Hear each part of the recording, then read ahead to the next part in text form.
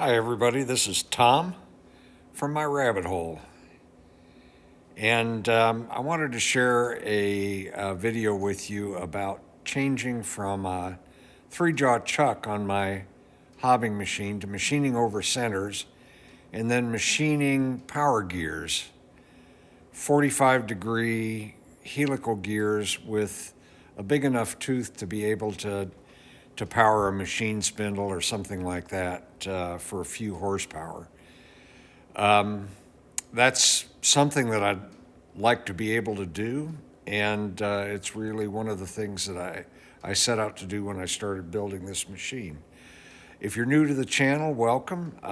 If you're an old hand, you will have seen some of this hardware before, but maybe in a different way. In any case, your comments are always welcome, and I'll answer any questions that you might have. Thanks.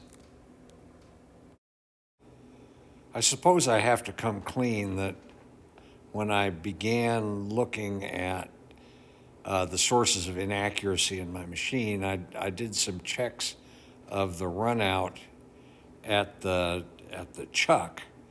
In other words, on the business end of the chuck, and it was like plus or minus 2 thou in run out, and it wasn't very good. And I was never really sure how much of that was the chuck and how much of it was my machining on the spindle. And I think a big piece of that, when I started digging into it and measuring the run out, was actually just the chucking process itself, but possibly also the fairly inexpensive chuck that I bought to put on the system. So I was pleased when I took the time to indicate the nose of the taper and found that it was actually pretty good. Once I realized that the run out on the spindle was actually decent, I decided to just bite the bullet and adopt an over centers approach to the machine.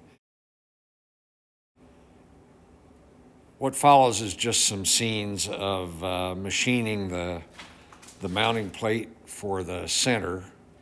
That gets mated with a chuck mounting plate that's got the L00 taper on it. It's a cheap one that I bought on Amazon for about $40.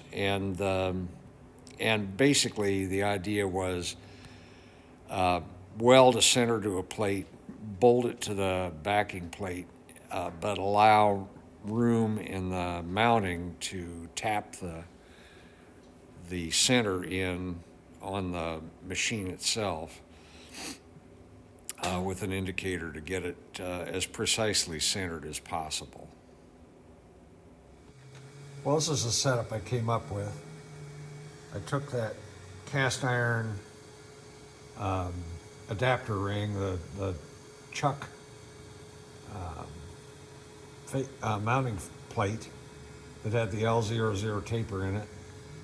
I turned that down a little bit, and I made this steel face here to carry a drive center. And I set it up so that it's kind of adjustable, so I could kind of tap it into place and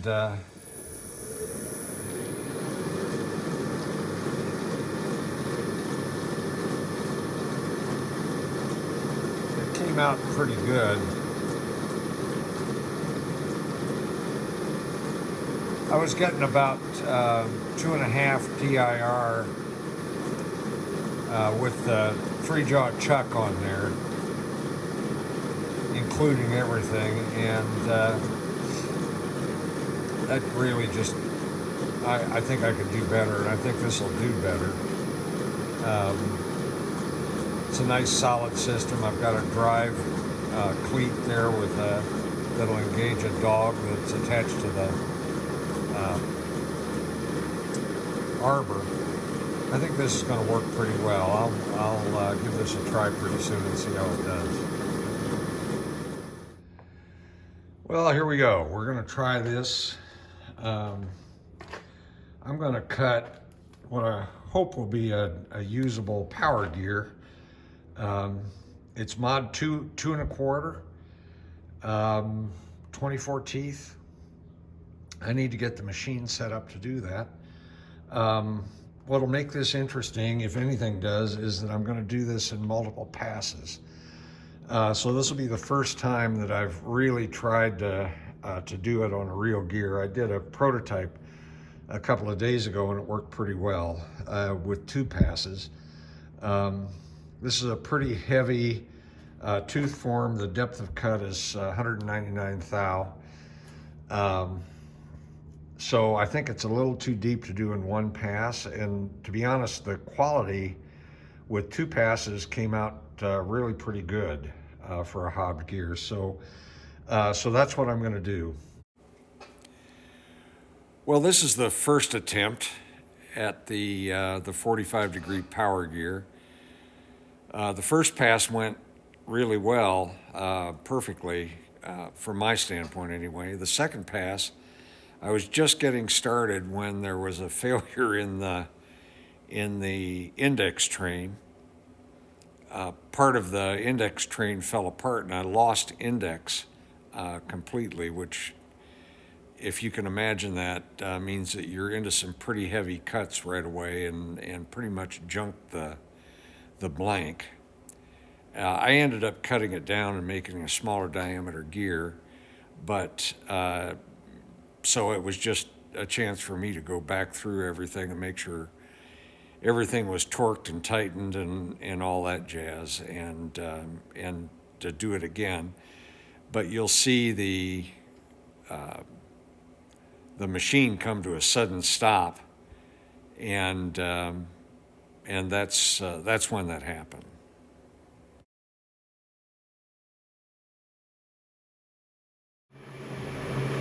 Okay, here's my next try. I got everything put back together, tightened up good,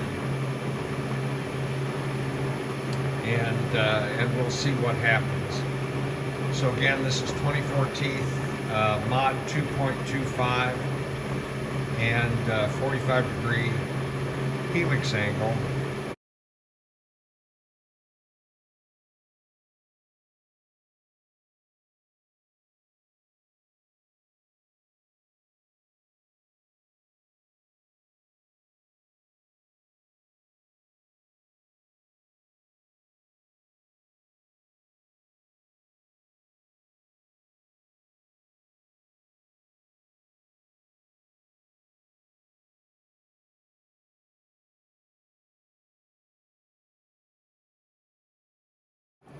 Okay, this is what it looks like after the end of the first pass. That's 100 thou depth of cut. Not too bad. I can hear a little bit of chatter, which I think is like a torsional mode. Maybe this drive dingus is a little too flexible. Here basically I'm just stopping the machine, dropping the gear blank down to the point where I'm sure it's not going to catch the teeth when I move it backwards. Moving the table back to the starting position or close, somewhere in the right ballpark, and then setting in the whole depth of the tooth, which in this case is 199 thousandths. Getting the blank repositioned and then starting the machine, re-engaging the table feed.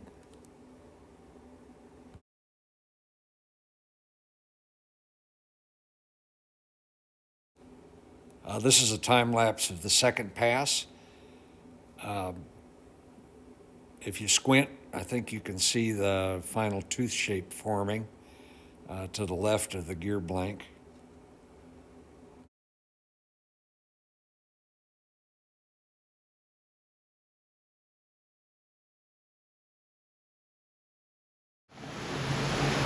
Well, this is the end of the second pass, and it's looking pretty good at this point.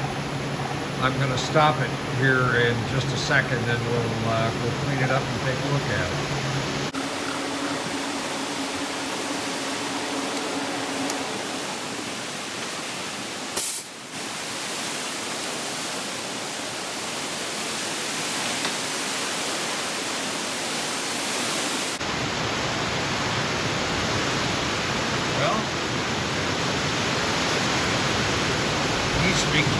but it doesn't look too bad.